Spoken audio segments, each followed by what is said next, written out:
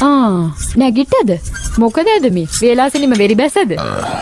අර මම්මුට්ටිගේ ෆිල්ම් එක කල් ගිහිල්ලානේ. හොඳ පටන් ගැම්මක් වෙන තිබාවනා. තාතේට කලින් දැනගත්තා නම් අර දෙමළ ෆිල්ම් එක හරි දාගන්න තිබ්බා. මොකද ගල් ගහයිල වගේ ඉන්නේ.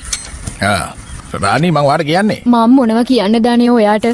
මං කියපු දෙයක් කනකට ගත්ත කෙනෙක්ගේ ඔයා. ඔයාට කැමති දෙන්නේ ඔයා හැමදාමත් කළේ. පුදුම විදිහට ඔයා වෙනස් වෙලා. මොකද ඒ කතාව තේරුම? එහෙම නැතුව තාත්තා මඩ දීපු ඉඩමත් ඔහෙ විකුණනවා. මේ තමයි මම මහන්සියලා හම්බ කරපුවා කියලා හැම වෙලෙම පුරාජයරු ගහපුවා අක්කර පහත් ඒකිනුත් දෙකක් වෙක්කා. වැඳ වැටිලා නොකියපු එක විතරයි විකුණන්න එපා කියලා. එහෙම කරලා එනවා මෙතන දැන් මම මොකද හිතන්නේ කියලා අහන්න. අයි දැන් මොකද්ද වෙලා තියෙන්නේ? මං ඒක විකුණලා යසාගෙන ෆිල්ම් හෝල් එකකුත් ගියුවේ. ෆිල්ම් හෝල් එක ගැන නම් කතා කරන්න එපා. ලෝන් කීයක් නම් ගෙවුවද ඕක ගන්න? මගේ තාත්තගේ ලෝන් නිසා අපි කොච්චර නම් දුක් විඳලා තියෙද? මේ වගේ තාත්තා වගේ නෙවෙයි මම.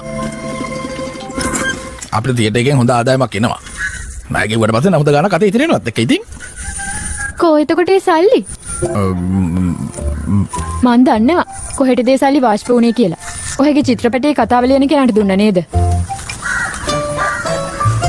කොයි ඉතින් කතාව අවුරුදු 3ක් වෙන්නත් වෙනවනේ. ඉතින් මම ඒත් මට සතුටුයි ඒ ගැන. කතාව ලියලා ඉවර වෙනකන් ඔයගේ බයිස්කෝප් එක ඉවර වෙන්න විදියකුත් නැහනේ. ජෝර්ජ් කුටි පිට දුවල දෙන්නෙක් ඉන්නවා. අන්න ඒක අමතක කරන්න එපා.